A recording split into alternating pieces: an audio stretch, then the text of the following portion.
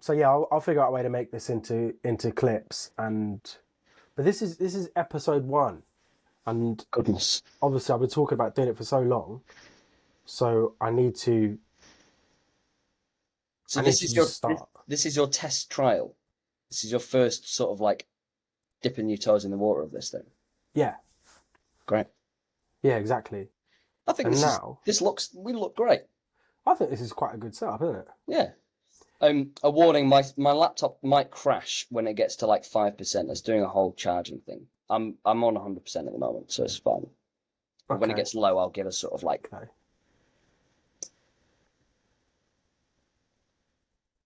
yeah. I always say the same shit as well. Yeah. I You just got your repeat spiel. bullshit like just keep talking. You ask me a question, I'll just keep talking. That is insane about the Chat GPT though. The thing. I know, right? I Yeah, know. it's called that. It's called that now. That should have gone off now. Have you ever used it?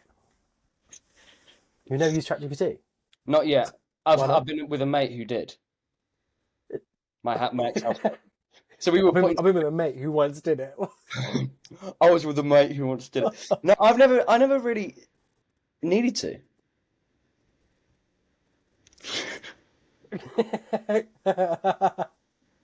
So do you have do you have like an aversion to using it then? As an artist, is there something in you that's like, I don't want to use AI at all?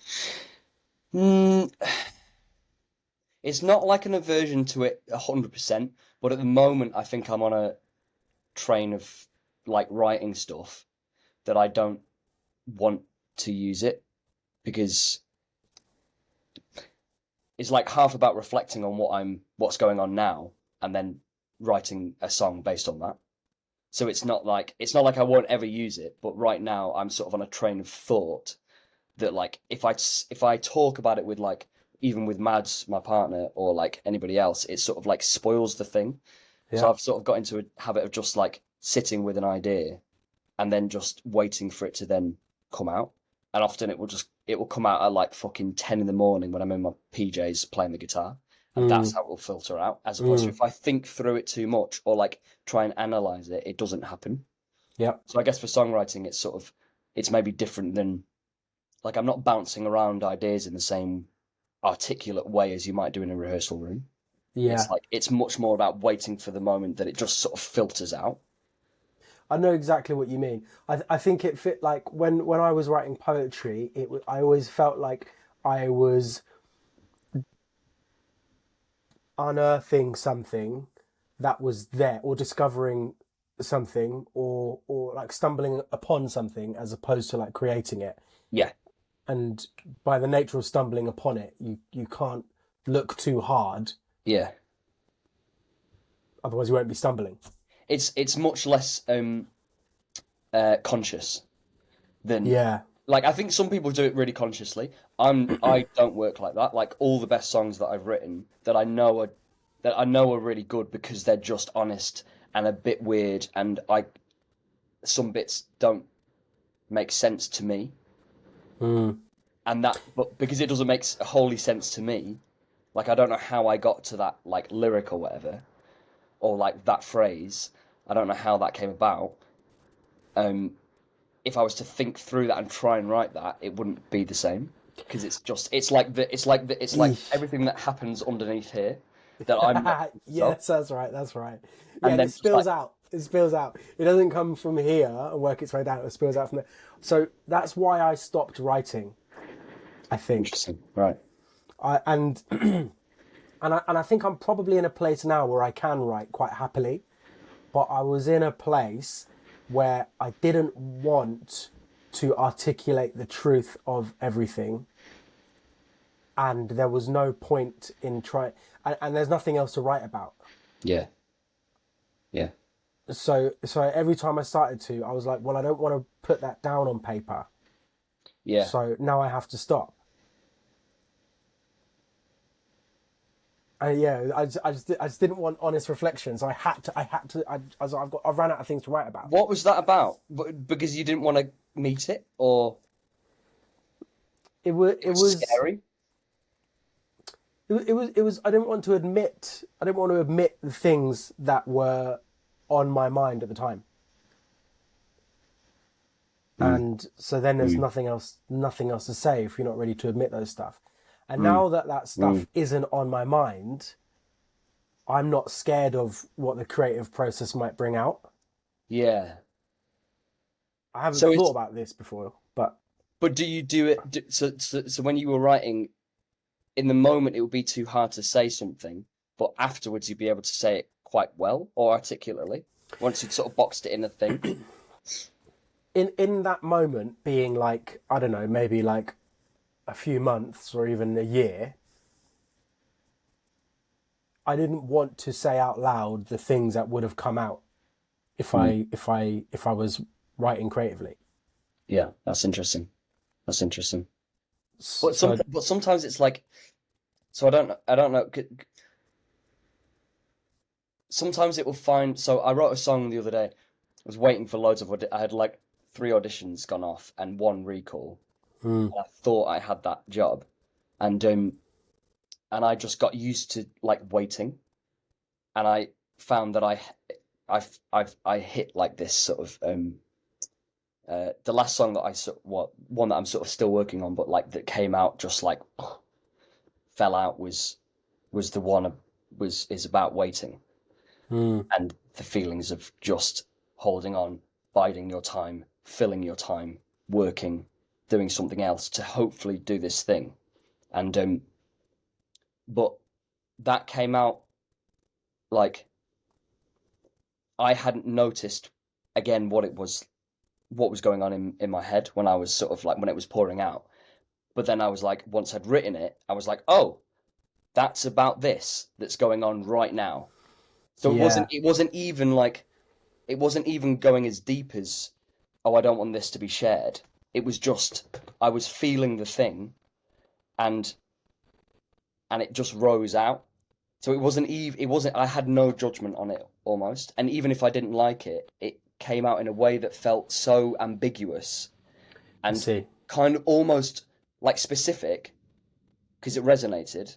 And as soon as I was writing it, Mads was like record that bit, that verse or whatever. But I couldn't have a judgment on it because it almost felt raw enough that I Hmm. couldn't judge it. You're not using a word that is screaming at me right now. What's the word? I don't even know. Dream. Dream. Yeah. You're describe and I was thinking about this about 5 minutes ago and something else we said, but like I think you're when you describe your artistic process, it reminds me of my dreams and how I figure them out. So like here's a really interesting dream I had the other day. Now to start off with, in real life, I rolled over and I put my hand on Soph's stomach Hmm. and then it came up to her neck and I went to kill her. And she was luckily awake because she'd heard one of the boys earlier. So at first she was like, "I thought you were just trying it on at like 3 a.m." And I literally went to put my hands around my neck, hands around her neck, strangle her. And then she was like, she knocked me off, and I was like, "Babe, wake up, wake up, wake up, wake up, wake up," because I was still like half dreaming, and I, Mm. and I wouldn't dare go back to sleep. And I told her about what happened, and then I like just went on my phone for like an hour, literally like just to wake myself up with the screen here, because I was like, I need to get away from that That dream thought. because I nearly strangled my wife. What were you dreaming? Well, in my dream, there was this woman, young woman, and it started off at first like I was being like set up to like date her or something, and then it kind of drifted away from that. But then I started to find out things about her, and she was really evil. And then the last thing that happened was I was in my parents' house with some other people, and I was in uh like my brother's old bedroom, and we were like, I know she's been here, I know she's been here. And then we looked at the wall and something had been painted over, and I was like, she's been in here, she's painted over this thing. And then I went over across to my sister's bedroom, and this woman was lying on the floor, and at that point it became clear that she had been killing children. And she was like lying on the floor, but kind of was like gonna fight. And I was like, well, I don't know where any of the kids in this house. Like my mum had like not grandkids, but grandkid cousins over. Mm.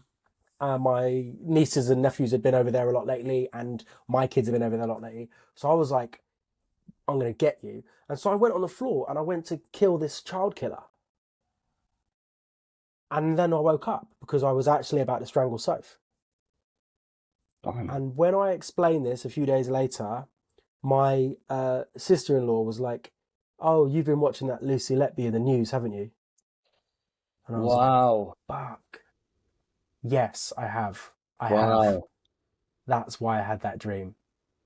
So it was just coincidence that Soph was lying next to me, Yeah. but the dream was about the dream was about what I would have to do in that situation with somebody capable of that. That's so interesting. Yeah. What was the feeling of the dream? Like if you get rid of the action of it, Mm. what was the feeling of it? Panic, running out of time. It was unclear for a while, but when I'd made the choice about what I was going to do to this murderer, it was more about the practicality of how I'm going to actually get in and do it, because it was kind of like a wrestle, and there was awareness of like this could get me in a lot of trouble, but also that was like 1% of my concern, and the But rest you was had to do it. I I had I was there, so it was like But the responsibility lay on your shoulders. yeah. That's true. It did. It all came down to you. Yeah. And there was nobody else. Yeah, I have a lot of dreams like that, you know. Here's another good one. This is a really interesting one, really interesting. And I'll give you the context. Also, I've had an idea for a long time about some kind of whether it's like a TV show or a play, but some kind of story where the real world and the dream world kind of like jump into each other, Yeah. or like abstract dream world things. I don't know, but it's because they relate so closely to my life when I think about it. So context of this dream was that Soph and I, one of the struggles that we have is that she does a lot of action, and so she'll like make decisions and do actions and stuff. And I'm a lot more thoughtful and I procrastinate also. So sometimes we butt heads when it comes to leadership, Yeah. because there are a load of situations where naturally she just leads because she's taking action. But there are other situations where if it's anything remotely safety related, I'm not negotiating with who's Yeah. who's leading or at the front of this thing, right? Yeah. And it's funny, actually got really good at it now. So for instance, like if we're in a busy train station and I go sort of quiet and stop like paying attention to her, she understands why. And whereas before it would kind of be rude all of a sudden that I start behaving like that, or if I kind of need her to like, it sounds bad when you say it, but like tone down, Yeah. because sometimes like excited or erratic behavior stands out to people who are looking for trouble, you know. So we're really quite in sync with it now. But anyway, this dream, there's so many parts to it. I'm gonna try and run through it really quickly. One, Soph and I were like swimming in a canal, trying to get away from some bad people that were coming after us, and we were all swimming annoyingly slowly in a dream. And then we sort of got out the canal and ended up in like kind of like a medical center, and there was some pills maybe we had to get or something. But again, there were like these people there. Maybe this was during lockdown time, like bureaucratic medical types, Yeah. and I was having to fight them off. And then we got into a car. It was like a Land Rover or something, and we were trying to escape. And in order for me to be able to fight off these people that were chasing us, Soph had to drive, and I do in real life 99% of the driving. Um, and but I had to say you need to do this or like turn that way or like go there, and she was just like, "Yep, doing it." Yeah, and the more she did the things I asked her to do in this context of safety for us and protecting us, I started to get superpowers. And so like every time this would happen, I just become more and more powerful till I literally turned into like a full-on superhero. It was so weird, and that was the dream. And I remember talking about it, I was like, it's so interesting. Like so I think what was happening was for me, when it comes to a situation of protecting her, the more like cooperation I can have in those moments, the more able I am, the more capable I am to protect her. Mm. And I'm going to tell you two more stories. I know I'm supposed to be asking you questions, but two more stories. It's really, I found it very, very interesting just butting in here about the things the things that run through all your dreams about like responsibility and in some situations lack of trust in someone else close to you and having to do it yourself and like responsibility that lie beneath the thing of like like having control over a situation. It's like Yeah. okay, you've got you want the control over the situation, but the thing beneath it is that, well, sounds like it's like I don't trust anyone else to do it. When it comes to physical safety with my family, nobody else can do that. It's an outright fact. It's my fucking job. What we're skirting around is that as a man, there might be a responsibility to protect or to jump in and to sort of like defend or do whatever. And I think that is also very interesting about the sort of idea of protecting. Like, I don't think I have felt that consistently. Like, I haven't maybe got a family and I haven't got like people like children that I have to do that for, right? And I'm also not in this situation anymore. When I was younger, I think I definitely was, but like now, I live in a very nice area. I live in London. I've never really been mugged. I know what to look for. I don't, I sort of avoid danger where I can. So I don't encounter that sort of threat as much as I used to. Yeah.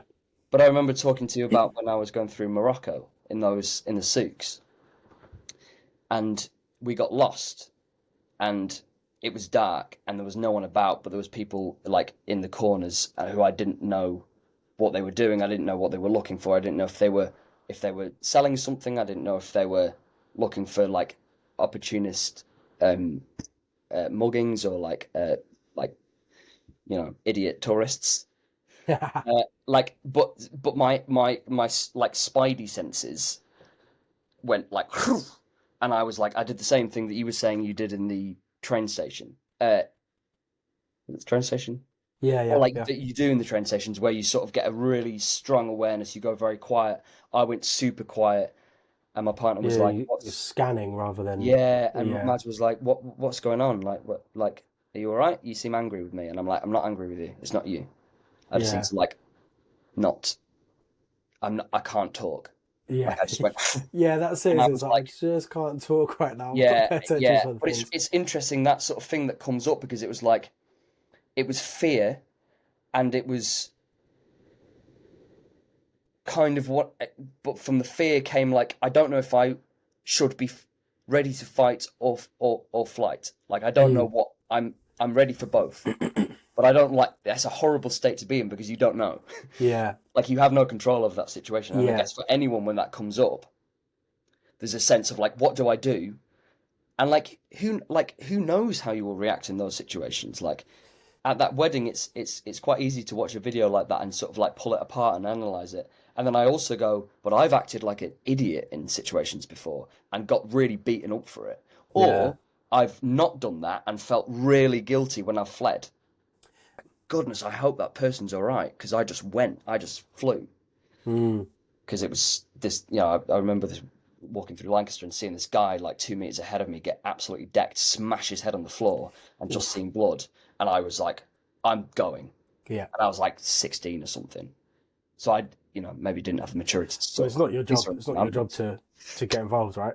Well, it's not my job, but is it my job as part of member of society to call the ambulance or like do something? But then at the same time, I was like, I don't want to get beat up here, like, so I'm gonna skedaddle. And I was with my mate, and we just fled. We just fled.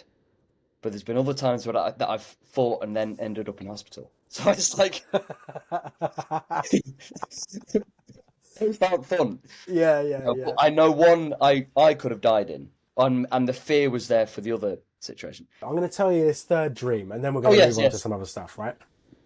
Now, when I was looking to move house, so we've been looking for about a year, and me and Sophie were in Hemel, and we were thinking about moving to Milton Keynes. My parents live in Slough, and so we were essentially moving much further away. And I had this dream where me and my family were on a canal boat passing my parents' house, who don't live on the canal. And I like hopped off because that's where we were going. I hopped off to say hello, but Soph didn't make it. She couldn't hop off. And I think Jax was with her too. Yeah, he was. And Milo wasn't born yet.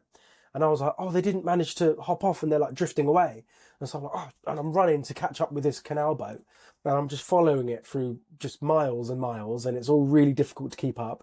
And then we finally get to go over like some racetrack. It's almost like Nintendo, almost kind of racetrack. But anyway, we get to this point where we're in a canyon and I'm running up to a point where I'm going to lose sight of them completely. And I'm like, well, I either jump in this water now or I run up there and I don't know where they go. So I just jump straight in the water. And as I jump in, the water's like bluer and plasticky. And there are like battens and like building materials all in the water. And I've been holding my son. And so I'm now like half underwater, desperately trying to keep him up. And then I kind of woke up in the dream. And what I realised when I thought about that dream was me and Soph used to live on the canal and my parents live near the same canal, but like half an hour drive away. And we're moving to about an hour away. And so the idea was that this canal that connects us, we were going to be drifting away from that connection. And that building material was the idea of us, starting at a new home and maybe having renovation work and drowning in it, literally trying to keep my head and my family's head above water and be able to like look after them the whole time. Yeah. And the real thing was like being further away from family makes it feel like you're less connected to other people who look after you or like who are safe. Yeah. So it's so fascinating dreams, aren't they? Where they sort of like express something that's like really, really, really low down. Yeah. But it sounds like how you describe your artistic process. I was just going to say. It's like abstracty, doesn't quite make sense, but then later on you're like, that's that thing I'm going through. Yeah, yeah. Because you never really like... I think the best pieces and the best works of art or of music and the best songs, and actually probably the best acting as well, it just rises up. And it's like something just happened. I remember writing a song in lockdown, and it was like deep dark pits of lockdown, like January sort of thing. Yeah. And I was like working at Sainsbury's and sort of like feeling very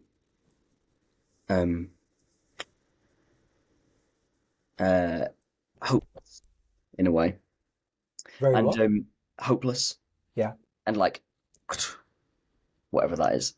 And I was like I think I even watched like a video, one of Jordan Peterson's old videos that he did in the um at his uni, one of his lectures Mm, about, and very simply, like the thing about making your bed mm, and sorting that out, because it was like everything was here and my room was a state. right. I cleaned it all and I sat on my bed and I just like wrote this song. And all of a sudden there was like hope. It was like something had just opened. And whether Wow. it was just making my bed or whether it was like the process that came with sorting stuff out that I'd been sitting on for ages and gently beginning to just tweak at the mess and just pull bits apart and sort of like organize bits and go like, well, that doesn't sit there, this goes over here. And like weirdly the sort of like physical act of doing that then opened something, and it was like, and the chorus, it's a weird song because it doesn't rhyme. Uh-huh. It's sort of, it doesn't really have loads of structure. It just goes verse chorus, instrumental chorus, and then it ends. And but the chorus was about the greasy spoon can keep all of my change because today I'm feeling fine. The guy upstairs,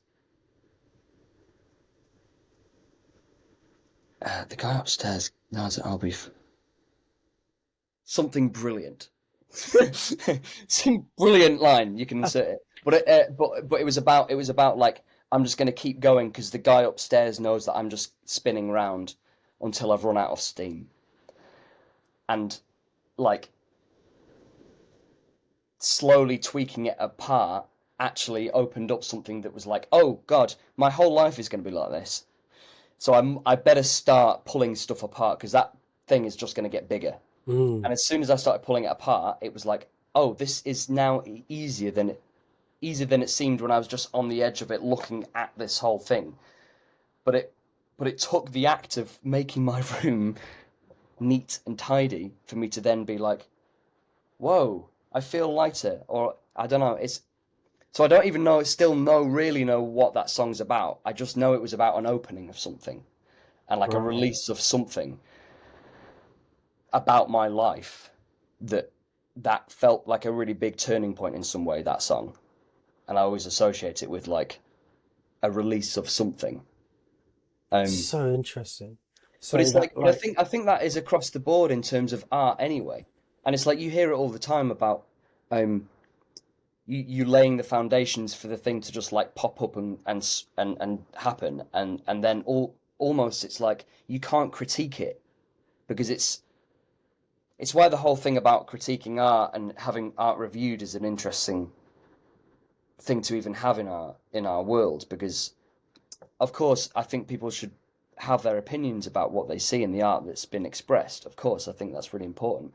But the idea that creates a, you go to see a five-star theatre piece at the National or whatever that's got like rave reviews, and you go and you're like, I think, I, hmm, that wasn't 5 stars to me. I didn't get it. Like, it sets up an expectation that this is good art, and actually I think it's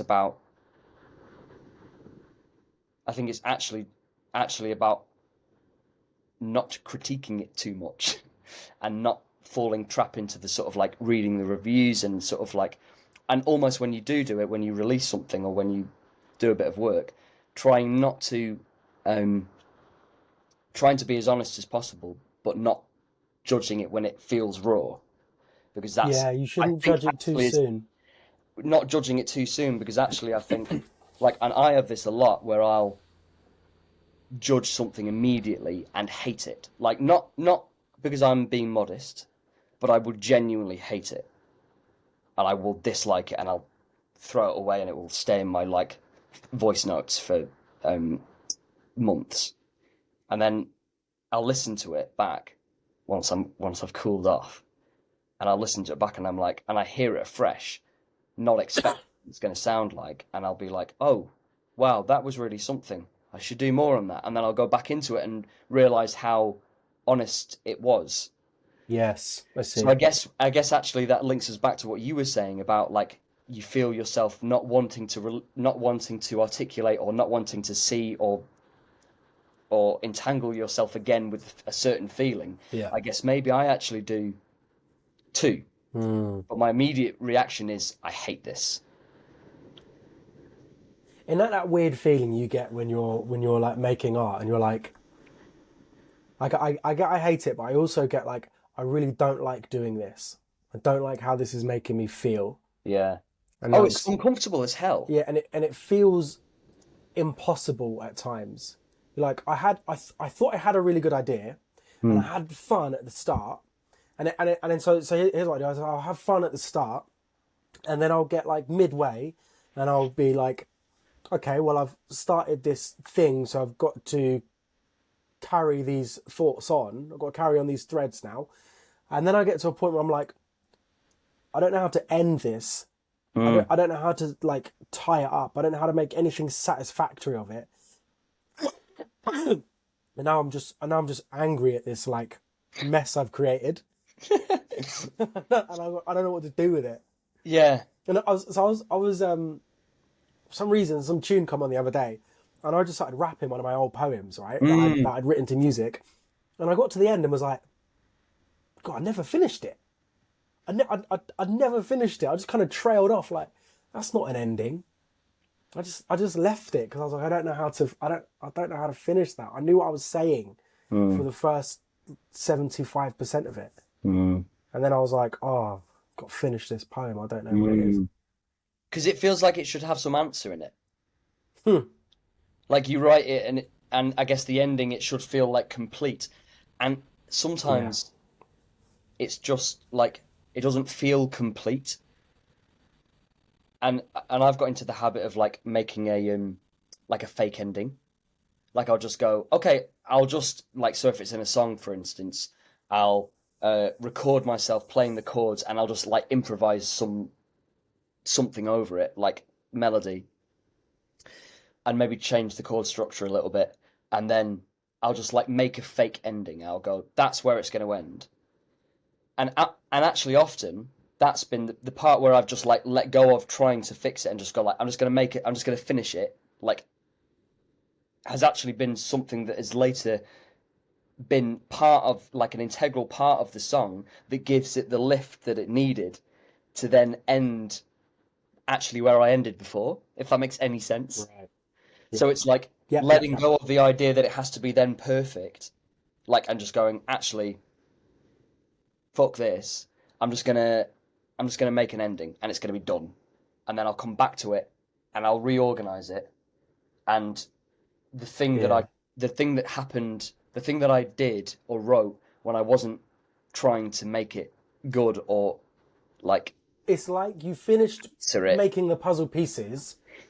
You just hadn't put the puzzle together. And you It's come back exactly to it later and like, that's how the puzzle goes. Fine. exactly. Yeah. And then Cool. actually it like so I'm recording an EP at the moment.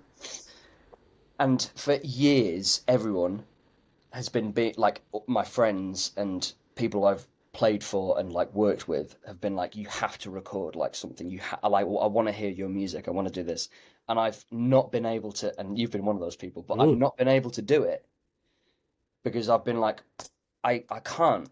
I can't. I'm not. It's. I don't know what I'm doing. I'm not. I don't know why I can't just release stuff for the sake of doing it. It has to be part of something. And I've been saying to myself all year that I'll record like a 4-track EP and release it. And then 3 weeks ago, I did a gig and my mate Brennick was like, "Don't overthink it, man. Just record your guitar and your vocals and put it out there." He was like, "Just start, baby steps." And I was like, "Cool. I'll just do that then." And I like recorded a song that I'd already written and then had like these 3 songs and I was like, sort of there, like it doesn't feel complete. Like, why would I just release this?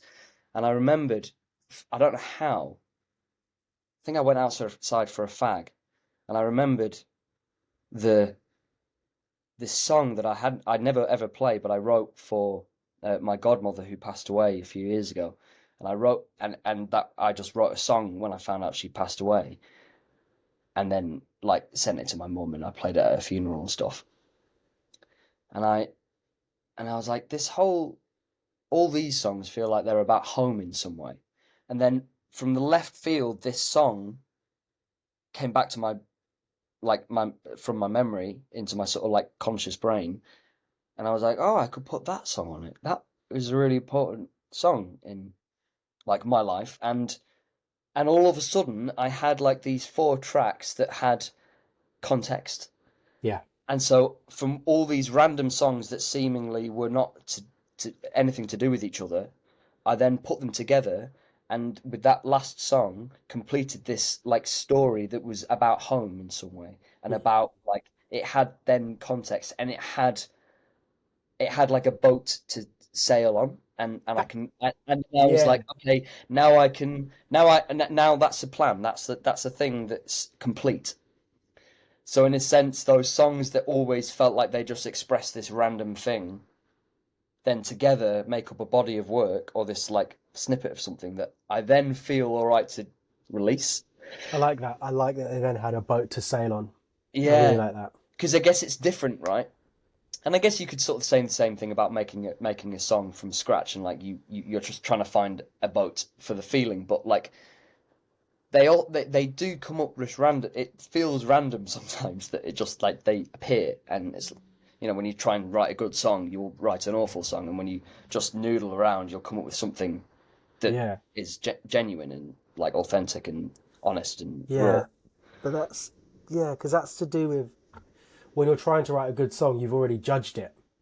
Yeah, right, right, right. And judgment is not a place where creativity can thrive.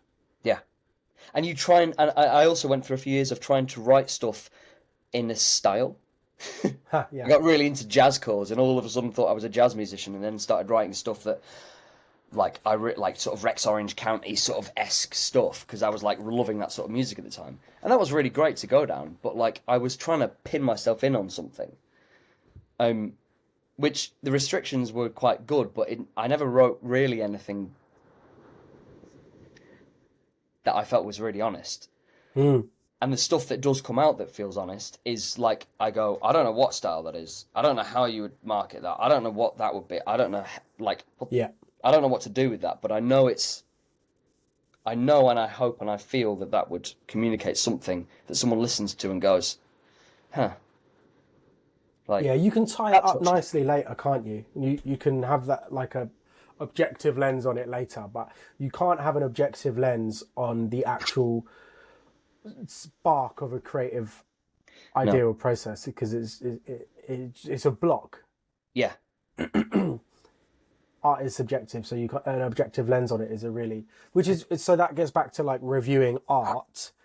It's really difficult. Like and in theatre, like I've seen, and one of the problems with reviewing art at the moment is some people when you're trying to establish yourself as a reviewer, the incentive is to say something either that's you think will get you invited to the next one, which is, oh my God, I loved it. It was so good. And you're not being maybe honest or you're not saying anything insightful. yeah, Then there's the incentive to do the opposite, which is to get more people to read your review, which is to say, here's all the reasons why it's shit. And that's a bad incentive too. So neither of those things lead to an honest review. And I don't know what you do about that problem. Well, I think it's an interesting point you've hit on in terms of like objectivity and subjectivity, where the subjectivity of a reviewer then has to feel like they have to be almost polarizing, and then people who read it then go, oh, that's objective because it's published and it's like from the Guardian or the Stager. It's renowned for its honesty and objectivity, that this person sees what we all see. And I guess trying to separate out, because I don't actually believe really, I'm starting to question whether objectivity even is useful, because especially in art. And I guess with like all the best pieces of work and even the best conversations, I think and also the best like bits of politics and ideas are most interesting when the complexity of them and the like. God, I think both of these things, but they're not polarized. That maybe they're polarized, and I think this as well, and also this and this part of this bit of work or whatever. That it's like really nuanced and really confusing, and doesn't slot into like a bad review or it's a 2-star review or like anything. It's just like, oh, I like this bit of the piece. I found this confusing. It made me think of this. I sort of disagree with the message of this bit, but I do see this point of view. Yeah. And actually, and I think that's what you're. I think that's what you're doing with this sort of your conversations around yeah. art, is that it's not purely polarizing, or it's not just it was bad. There were some good points, but ultimately it was bad. It's going. This is Okay. So you said that's maybe objectivity is bad. So, and then it sounds like where you landed was reviewing or commenting on art. In order for that to be valuable, it should be kind of an artistic process in itself. I like that. Yeah. Yeah, the same openness to it, Yeah. and the same like sitting with it, because it's like these reviews come out immediately, like hours afterwards, sometimes the Yeah. next morning. And I understand why that is, because they've got like they want to get the reviews out before anyone else, and they want to get their reviews to Exactly. get clicked on. And you can have an opinion immediately. Yeah, of course. So I guess it should be like you can have initial thoughts. Yeah, And the whole thing is that you then have to build up trust as a reviewer that you're going to say something interesting. Because I've seen firsthand theatre that has an interesting concept, or at least let's say it has a morally progressive concept, yeah. get good reviews, Mm-hmm. when the actual production, I mean, this is my subjective opinion, but the production quality was a lot lower than that, like a lot lower. Yeah, And it's really interesting to see that happen, because you're like, well, I know what like a 4-star piece has, and I know all the ways that this didn't have that 4-star quality, but I know that the morality being presented here is worthy, and the idea is interesting. yeah. But is the acting, script, lighting, set design justifying that? Not at all. And I thought that's really interesting. Yeah, and but I agree, because I've seen loads of stuff that like maybe ideas wise and like morally and sort of politically I agree with, but I've seen the piece of work and I've thought it was the worst piece of theatre I've ever seen in my life, and I go, well, then that proves that it proves to me, or says to me, that the message isn't good enough for art alone. Like you have to be able to express it, I guess, with all the complexity that you do in a conversation, or in a as a human being does, where they like there's loads of different things that go on, and even if I do believe this, I might feel this, which like my idea about myself might be completely different to how I come across, or like what I feel about a subject. And I think, actually, like I've said this to nearly every bit of theatre I've seen recently, is coming away from it going, well, when I'm reflecting on it, I've stopped trying to view it as good or bad, and whether I liked it or not. And actually, me and my partner and a few friends went to see Doctor. Now I call it Schmemmelweis. It's not okay. It's not called. Oh, okay. I really want to see it. Is it? So I really enjoyed it for the reason that I didn't mind that it that I didn't like bits, and I didn't mind. I didn't get overexcited at the bits I did like.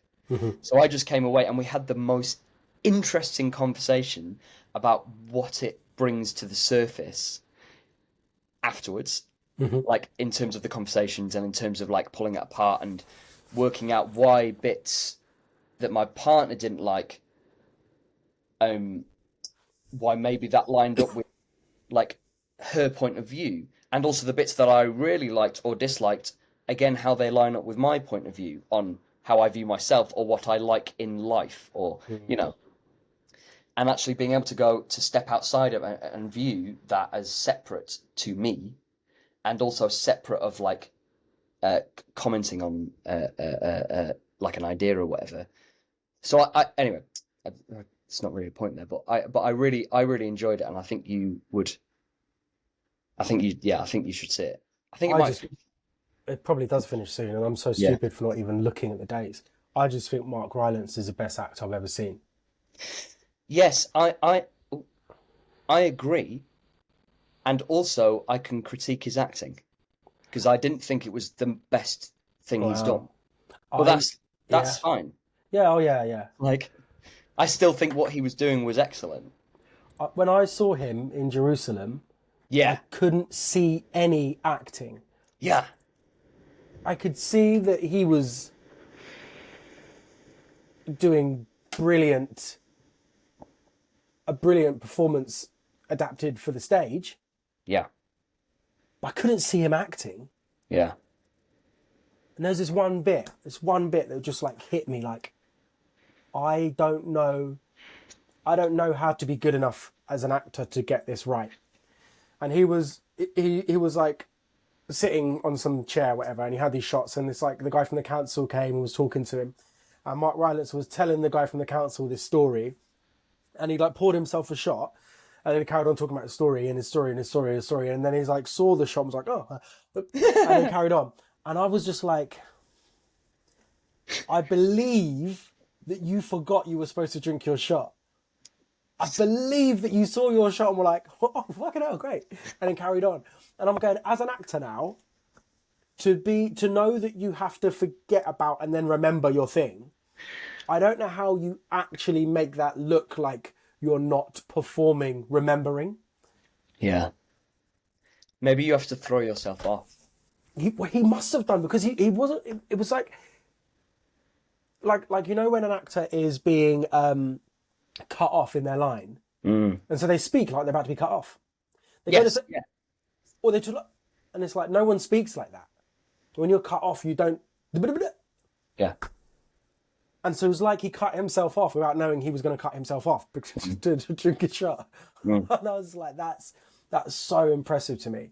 Yeah. But that's a pet peeve when an actor plays, they're going to be cut off before they're cut off. I saw a show the other night that every single line where it has a dash, I heard the writing where it's like, and then I heard the dash and the silence, and then the other person going, oh, no, and I was like, it's not the one, is it? Just say the whole thing, improvise it, and let yourself be cut off, because I guarantee, like that will throw everything off if it's not planned. If you don't plan when the person's going to cut you off. Yeah, there's no tension in knowing that you're going to be cut off and then being cut off. There's none. But that's why I think improvisation is like why I did that Casualty episode last year that was all improvised, and it was like, I don't know why it just offered so much because everything was happening. Yeah, and you know Milo, we were kept separate for the whole. We didn't meet each other until we were in this scene. You know. That's awesome. And so in the whole thing, like the whole opening few shots were from that first take, I think.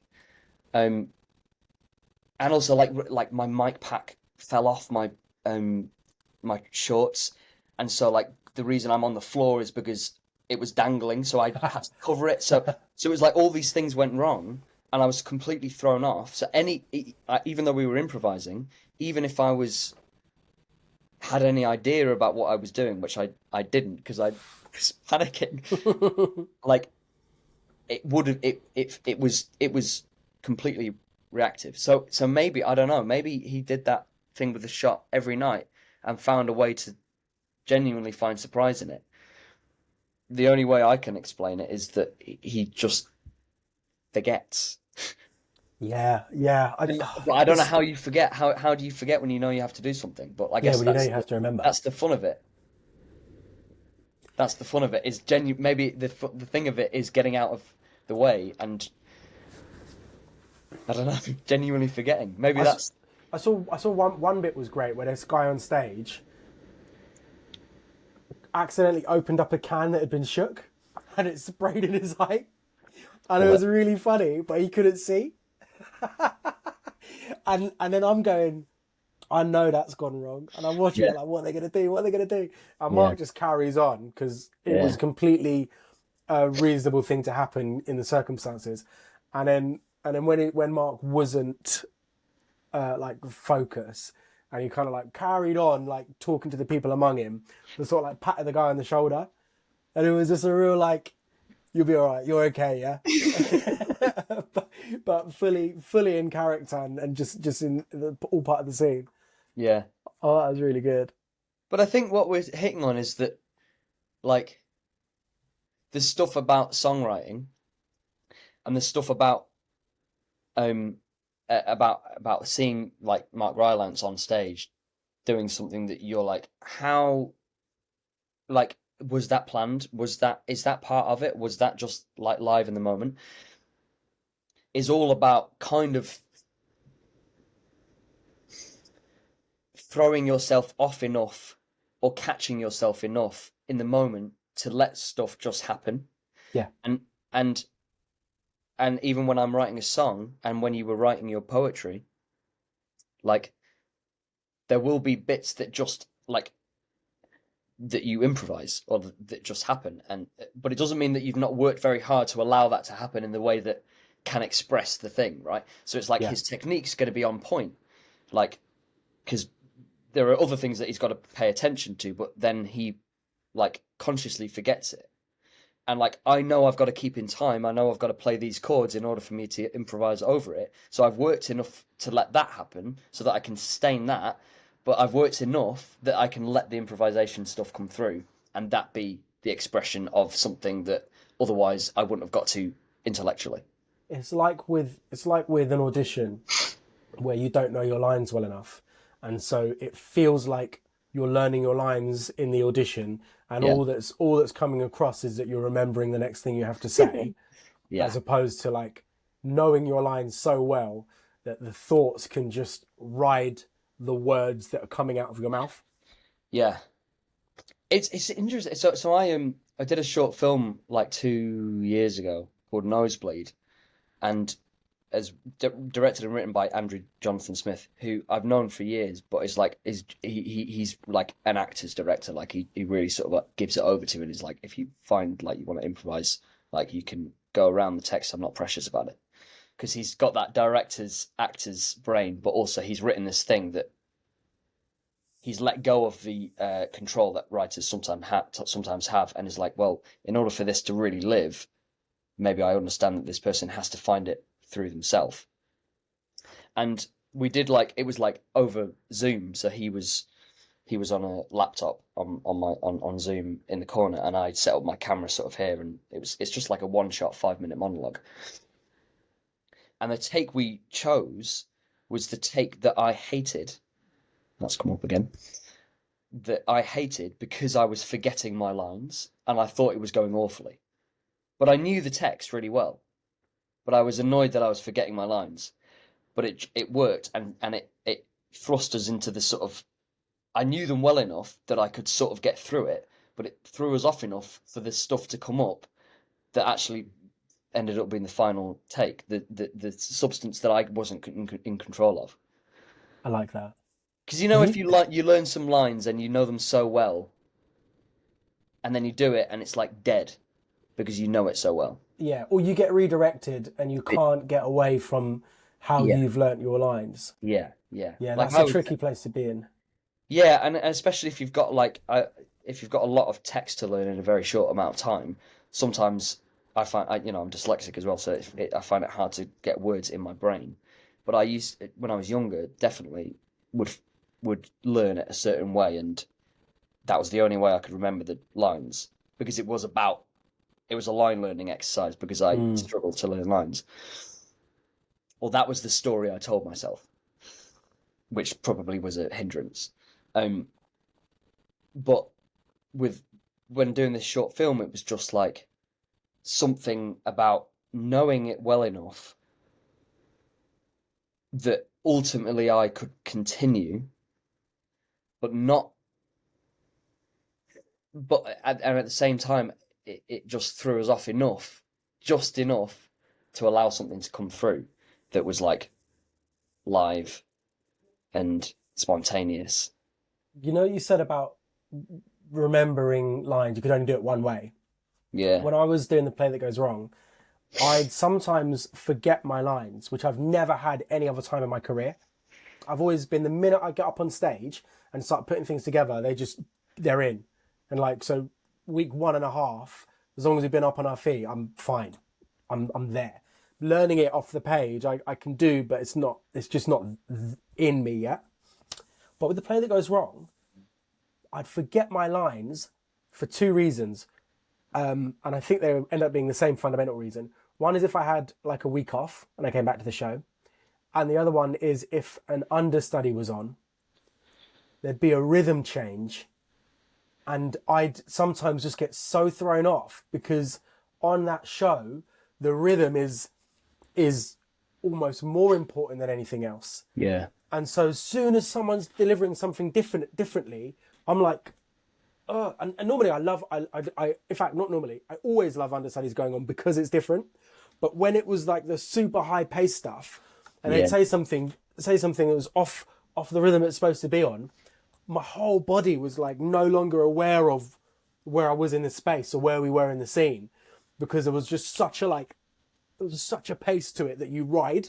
Yeah. And it's like this constructed chaos, and you just go through it. And as soon as that got played with, I used to find it really difficult. Whereas other times,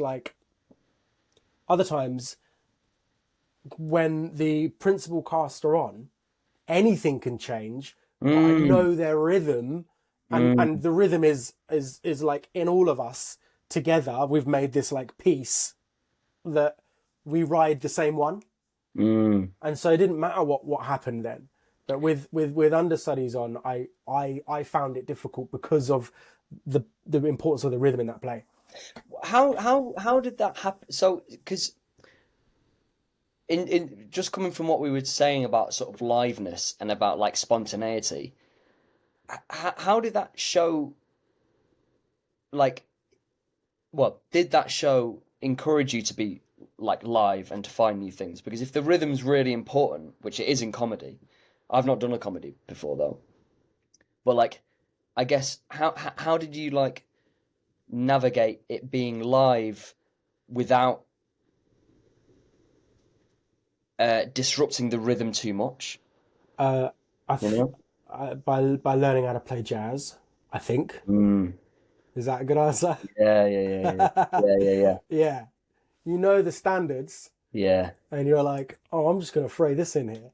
Cool. Yeah, back onto it. Yeah, here we go.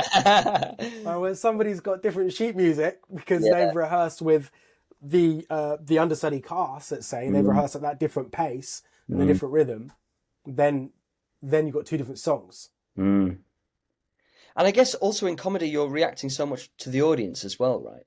Like, Yeah, is there leeway in that play with like being able to feel the audience in the same way? Like, yeah. My mate Jack Stacey, I think, was the best at it.